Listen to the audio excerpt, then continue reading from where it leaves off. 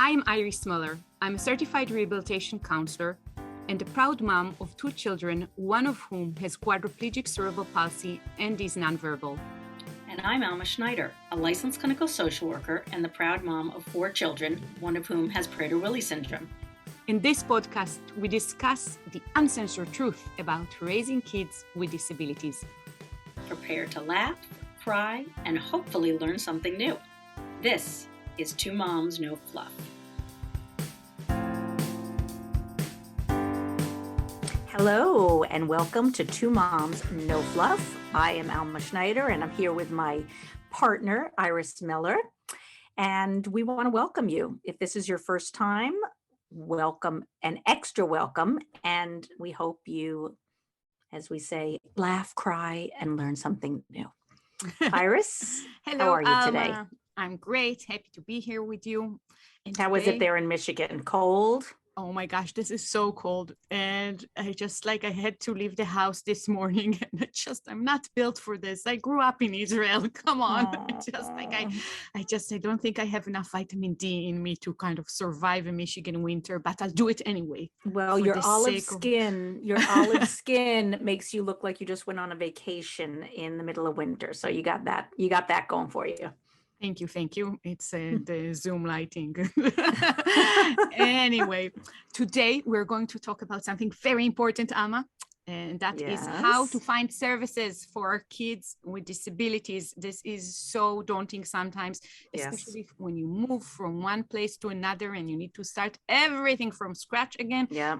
And even more daunting at the very beginning of this journey that you don't even know. This is like I'll use your terminology, the wall of bricks falling on you and you're kind of like, how do I find my way out of here? It is possible. It's not easy sometimes, but once you have it all kind of lined out, you'll be fine. Yes. So I don't know, Alma, if you want to begin and tell us a little bit about your journey with finding services for your son. Sure, I'd be happy to. So, wow, this is a big loaded topic. And the first phrase that comes to my mind is you don't know what you don't know.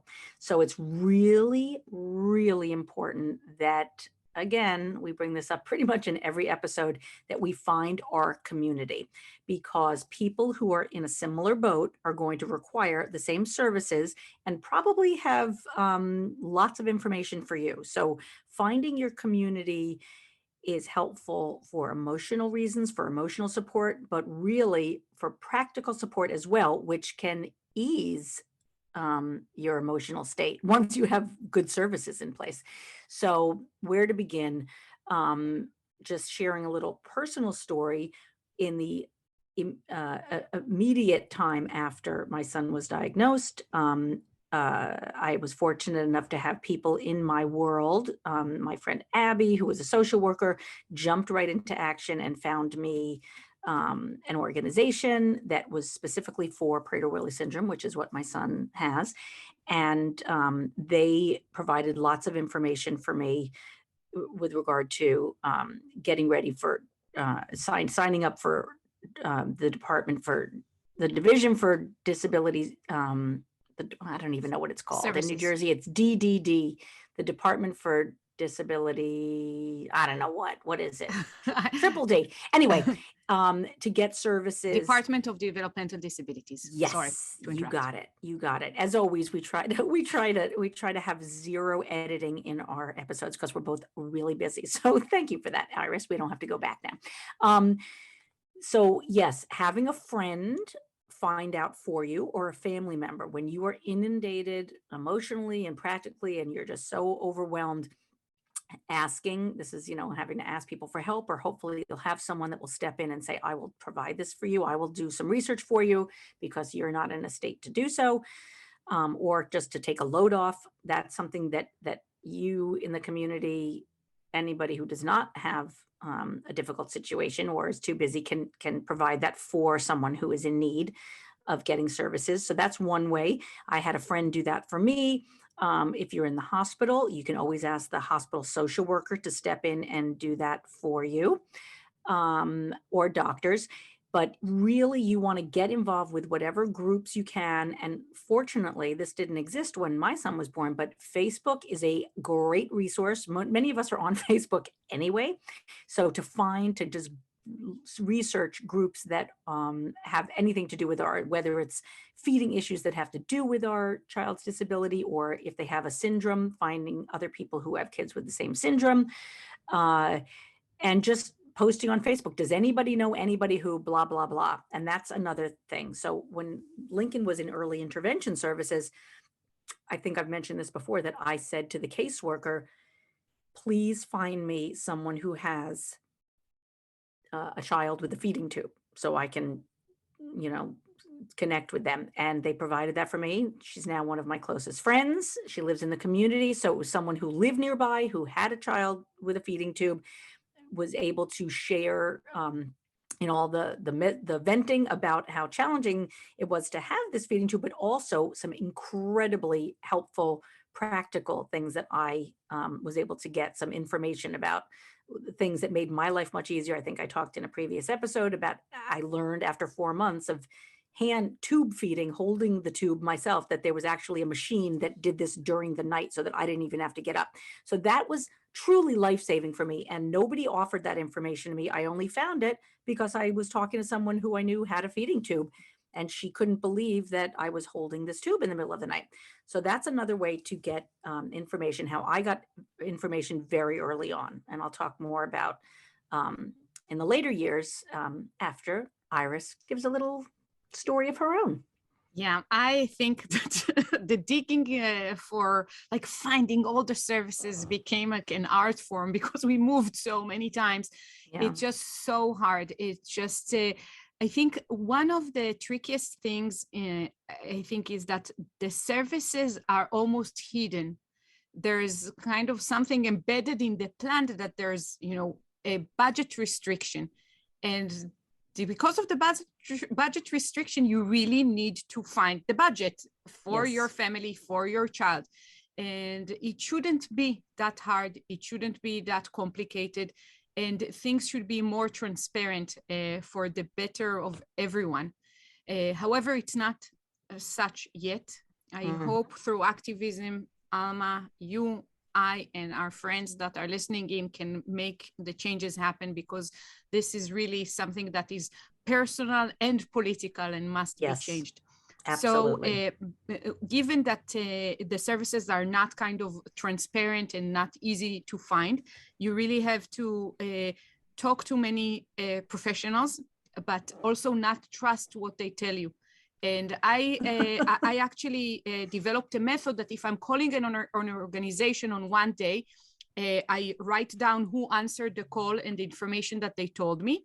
Yes. And then I call on another day with the hope that someone else answers the phone, until someone else answers the phone, and I ask the exact same questions. And believe it, like half the times I get different answers from different people. So it's really important to kind of cross-reference the information that you're given. Now, I want to mention that basically, I think that it's really important, and Alma, you know that I'm very detail-oriented, but to write everything down, to approach a phone call to an agency or a professional with ready-made questions, even the questions that you think might be not relevant to that specific organization, write them down and ask, because you might be surprised. Sometimes people used to work for another organization before, and they might know the answer or know who to refer you to get the answer for a question. And are you ready for more technicalities? Sure, go ahead. Yeah, I don't know. Like basically, you need to understand that there's for each situation, there is like the international organizations that are not specific to your country, but might be able to help you out. There's the national level, the state level, the county, the city, and even sometimes the community. You need to explore and turn the stones one after the other on all of those levels, because you are going to be surprised what's available in the different levels. And in addition, you need to also kind of break down the child's diagnosis or disability, and to really reach out to all the organizations that might be related. So if your kid has cerebral palsy, but they also have a hearing impairment, then you also need to approach the organizations that deal specifically with hearing impairments and that provide help to the deaf and hard of hearing. You also need to understand that sometimes your country of origin, your religious affiliation, might lead you to organizations that are not usually directly related to your child's disability, but would provide services in your child's case. So some of the crazy methods that I used in the past was calling a wheelchair company and asking them to put me in touch with parents that are already using that wheelchair, so I'll hear their opinion. And I would also interview those parents about so many other things that are not directly related to the wheelchair. In waiting rooms, I would sit like waiting for an OT or PT appointment. I would sit with my daughter and I would introduce myself. Hi, I'm Iris Smeller. This is my daughter, Karen. She's 3 years old and has quadriplegic cerebral palsy. And after that, sometimes the parents feel kind of in need to also share what's their kid's disability. And then the conversation begins and you start like, referring each other to different agencies and services. Yeah. So basically, it's a quest. And for many years, like people were like, why aren't you working full time? Or what do you do at home all day? I'm just like, this is what I do all day. I find the resources, I find the budgets, I find the scholarships, etc. And it takes a lot of time. And as you're speaking, it's reminding me, putting my social worker hat on at the moment.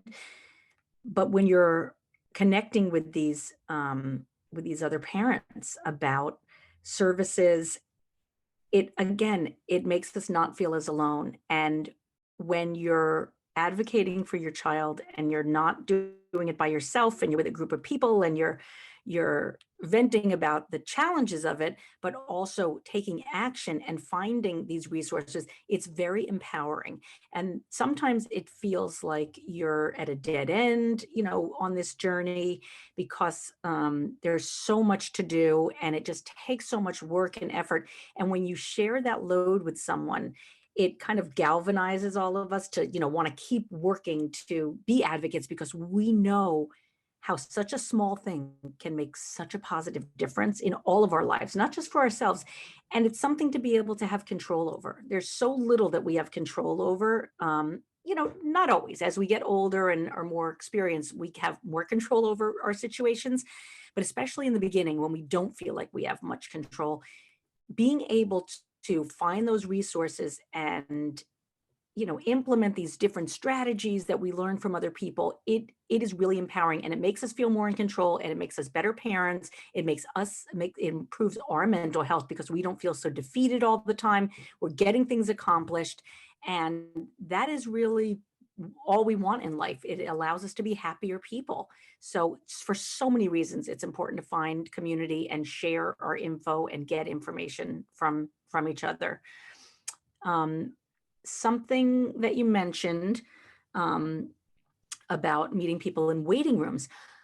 I have met three people through having my son in Special Olympics. He's no longer in Special Olympics, but he did gymnastics Special Olympics by our house. I had heard about it from another friend who had a daughter with Down syndrome. I never would have known about this program. I never saw it advertised anywhere. But because I had a friend who had a child with Down syndrome, she told me about this program. This is just an example of what happened in my life that was so positive just from having one friend. I have a bunch of friends with kids with disabilities, many of my friends, actually most of my friends at this point, but having this one friend tell me that there was a Special Olympics program probably half a mile from my house that I had no idea about, that went from 6:30 to 8 p.m. So that gave me, and it was drop off. From 6:30 to 8 p.m., I was able to drop my son off, and he was probably in like 5th grade at the time, or 4th grade. So this was at a time where, things were not so easy, and I got a break from 6:30 to 8. It was free. He got exercise, which he needed. He met other people who had disabilities, and he felt like he was a part of a team. So that's perk number one of meeting of finding your community and getting information from them for services. That happened. Okay. At another person, two other people who were in that same group at the Special Olympics in my town, one of whom has a daughter with autism. She gave me so much information about different programs she was doing with her daughter for just a variety of needs that her daughter had that I was able to use. There was another woman in the group who told me that there was a sleepaway camp for children with disabilities half an hour from our house that was a week each summer for free. Okay. Oh. Mm-hmm. For free. This program has been so amazing. We've done it every year for a number of years.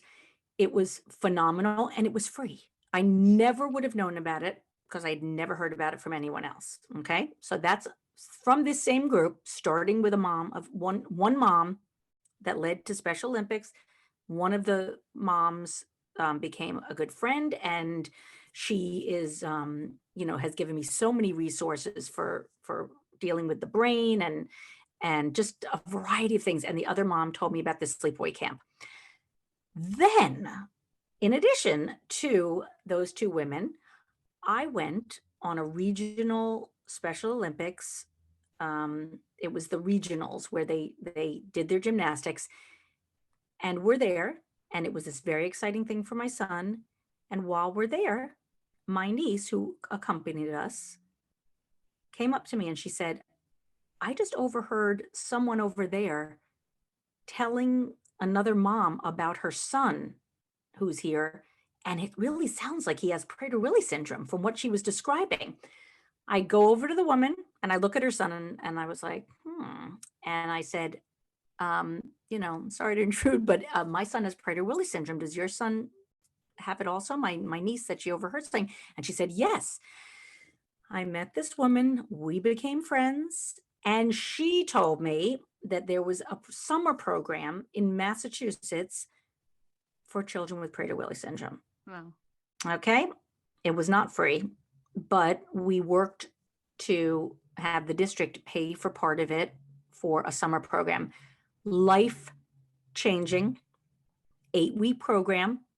We got part of it paid for through the district. So all of this came from one mom sharing information. I cannot tell you how much of an impact these relationships have on our life. It is so, if you are sitting in your house and not socializing or not bringing your kid to experiences that may benefit them, you might be missing out on some things that will improve the quality of your life 1,000-fold. So that's Yes. just a little story for you. And that's a good one. And that's the typical, the people that know best are always parents. That's a Yep. fact. Like, I'm sorry to say that for all the professionals out there, but parents know better. And by the way, I took all that information that I just described to you, and I went right to the Prader-Willi clinic. And I told the staff there, do you know that this, and this exists? And they didn't know. And this is for his syndrome. So we need to not only use that information for ourselves, but we need to share the love. I told everybody I could about these programs. And then I went back to the place that would be able to share the information the most, the clinics where everybody goes. Yeah. And I hope to God that information has been shared. I don't know if it has, but I hope so.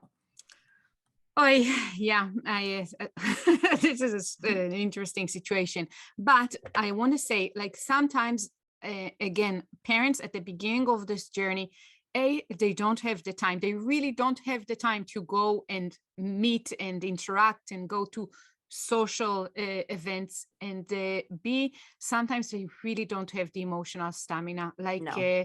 things were just like mixed up in such way, everything is Yes. turned upside down in their world and the personal life, and it's hard to expect that they can interact and make new friends. Yes, this But was all later. I do want to, that's the yeah, caveat. This was all later, but people out there who are listening, go to your people and do the mhm, work for them. That is yes. the greatest gift you can do. Yeah, It and is. and sometimes they don't really even have the emotional energy to do the research online. I remember Mhm. that when I was at the beginning of this journey, and given I worked with people with cerebral palsy before, but I would go to the websites and everything cerebral palsy. You see those kids with that. Smile that is disrupted by the lack of muscle control, so it's like a mouth wide open, most of the times also with some saliva dripping. And I would see those pictures and I Mhm. would be like, oh my God, this is disastrous. This Mhm. cannot happen to my kid. This it sounds so ridiculous now. But I No. couldn't even do the research back then because it Mhm. seemed so disappealing. How would you say? Like the opposite of appealing.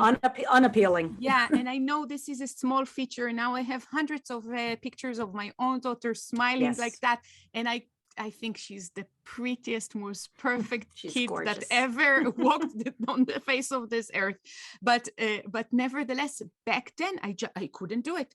So sometimes you really need a friend, a family member, or Yes. a professional. Ask a professional that is assigned to your case to help you out, and Mhm. but do it with multiple people because you really do need to Yes. cross-reference.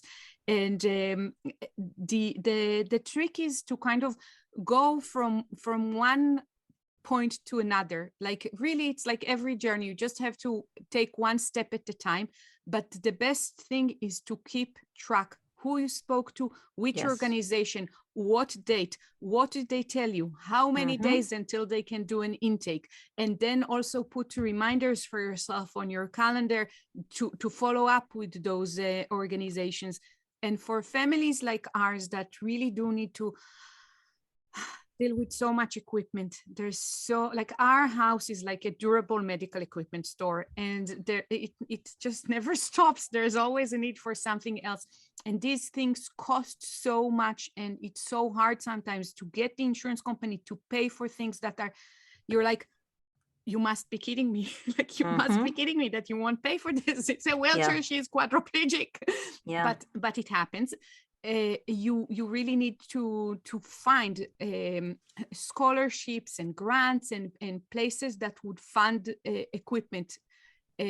Sometimes you need to actually make a gamble, paying from your own money, and because it's urgent, you really need Yeah. something, and then finding ways to sponsor it. One thing that we always ask is if they would, like the place that we're purchasing from, if they would reimburse our credit card if we bring funding from another organization. Mhm. And with regards to funding and finding resources and the agencies out there that can fund equipment, I want to suggest that first time doing this, it's really hard. You need to explain about the family. You need to explain about the kid. You need to write so many things. Who has the time for that? And who has the time to do it 10 times? Because each organization would pay such and such sum. You need $10,000, but you have to kind of collect it from 10 different agencies. My point of encouragement here is, once you have a paragraph written about your kid, all you'll need to do next time around is tailor it a little bit to fit into another grant or another scholarship request. And then you have another paragraph about yourself, about the father, about the other siblings, etc. Mhm. And you just have to also like cut and paste and save everything and recycle and reuse what you already worked on. I know it's a lot of work, but it's also sometimes really cost prohibiting, all of those pieces of equipment. Like my daughter is have a van that was $70,000 and a wheelchair that was $75,000. Wow. Like it's just, it's a lot of money, and it's not a luxury car. But these are things that we needed, and we fought for very hard. Disability Rights New Jersey, thank you for your help with the wheelchair. Yeah, but sometimes you just can't do it by yourself. You need to. No, you cannot do. And just honestly, I'm going to be totally candid here. Listening to you say all that, I'm overwhelmed because I'm not the kind of person who is good at organizing my emails and texts and things like that when it comes to that kind of stuff. And for me, I just think, okay, I'll just push it aside. And I end up wasting so much time because I don't do what you're suggesting. So, I really, if anyone out there listening is capable of doing this, I highly recommend it. I mean, I am the example of what not to do because I wasted a lot of time not writing things down like that and looking for them later. And it's so important to be organized as much as you can. And again, if you struggle with that, ask a friend to do it. Ask a family member. There are so many things that people cannot help us with, but this is something that maybe some organized member of your family or your friend group can help you with, and they might not feel so helpless. I also wanted to mention, after listening to you, that, as you mentioned, a lot of these services are hidden. And for example, I didn't find out that there was something called Perform Care in New Jersey that paid for babysitting. Someone to watch your kid. They would give you $11 an hour for like 20 hours a month to pay for someone to watch your child. And it could be someone of your choosing. So it could be someone who's 18, they just had to be 18 and fingerprinted, that you could pay a babysitter. And babysitters, you might be paying your babysitter like $15 an hour or even $20 an hour, but having $11 an hour contribute to that is huge. I had no idea about it until I saw a friend of mine and her son was out with some guy. And I finally emailed her. I was like, who's that guy that I keep seeing with your son? She goes, oh, Perform Care pays for that. I'm like, you've got to be kidding. And I found out that if you have an autism diagnosis, you have so many more services available to you. So a lot of times people are, obviously very shocked if they didn't know that their child had autism. They find out having an autism diagnosis is such a blessing in many ways because you will get lifelong services that you might not get with any other or with few other types of disabilities.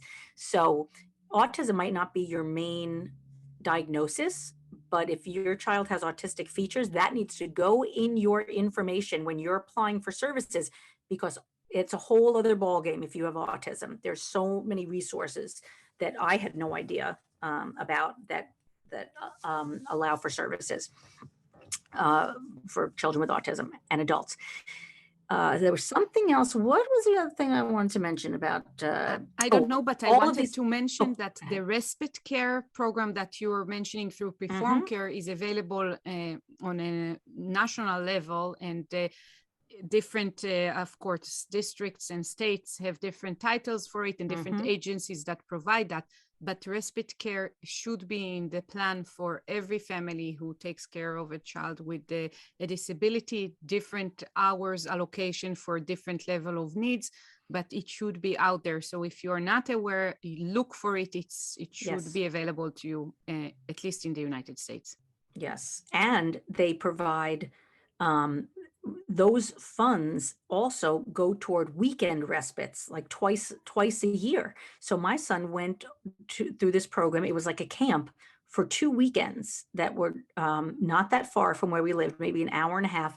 He did that twice in a year. And these are things I had no idea about. So he got a little vacation away and I had, some time to recharge with the family, and he had a great time. And this is completely covered by the state. So there are so many things out there that can improve the quality of our life. But again, I would have had no idea if I hadn't seen a friend taking advantage of these great services.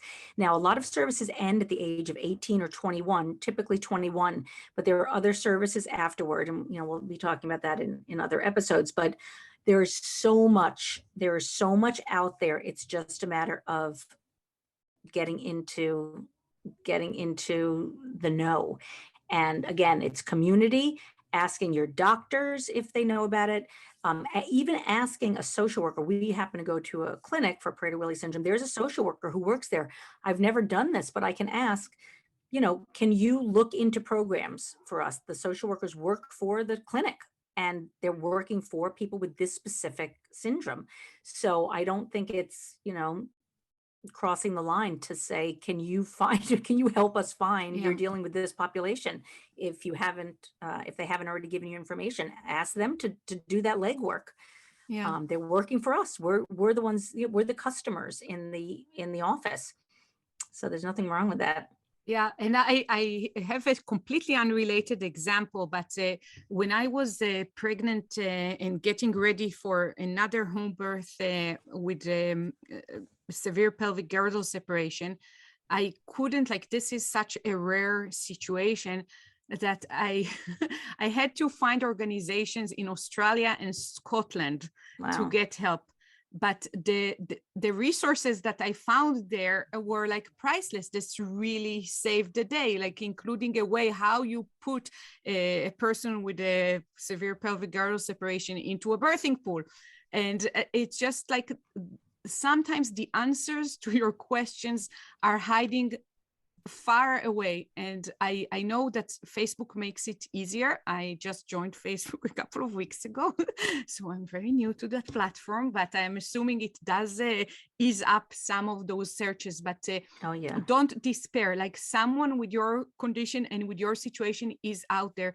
I have another example to say about finding random information online, but my daughter, when she was around 2 years old, she had a red spots, kind of red peeling stains on the edges of her, on the sides of her chin like this, and under her lip. And we didn't know what it was. And we went to a dentist, and we went to the pediatrician, and we went to a dermatologist. And we got all sorts of this is dryness, this is saliva, this is that. One day, by complete fluke, I found on someone's blog a picture of her son with those spots and then without them. And what was that? It's a lack of vitamin B12. Wow. And after a few days of giving her the vitamin, she recovered. Something that we had dealt with for months on end was so easy to resolve. So this is a new age and stage. We have the information at the tip of our fingers. Yes, we really do. It's just really, really searching and changing the words that you're doing your search with and being creative. And I think for many questions, the answers are out there. It's just a matter of putting the time into it. And I know that sometimes it's frustrating, it's long, and you think that you'll never find your answer, but don't despair. And again, we are available online. So I hope that somehow we can help individuals that are listening to this podcast with their quest for services and agencies. Absolutely. All right. Well, there's a lot more to say on this topic, but we will definitely cover it in other episodes. So thank you for listening. Anything else we need to add, Iris? No, just please do share and use the resource and the connections that Alma and I have, and hopefully we can support you in your journey. And thank you again for listening. Thank you. We'll see you next week.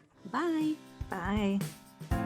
For more information, please go to www.twomomsknowfluff.com. Thank you. If you like this podcast, please subscribe and give it a 5-star rating so more people can hear it. Thank you.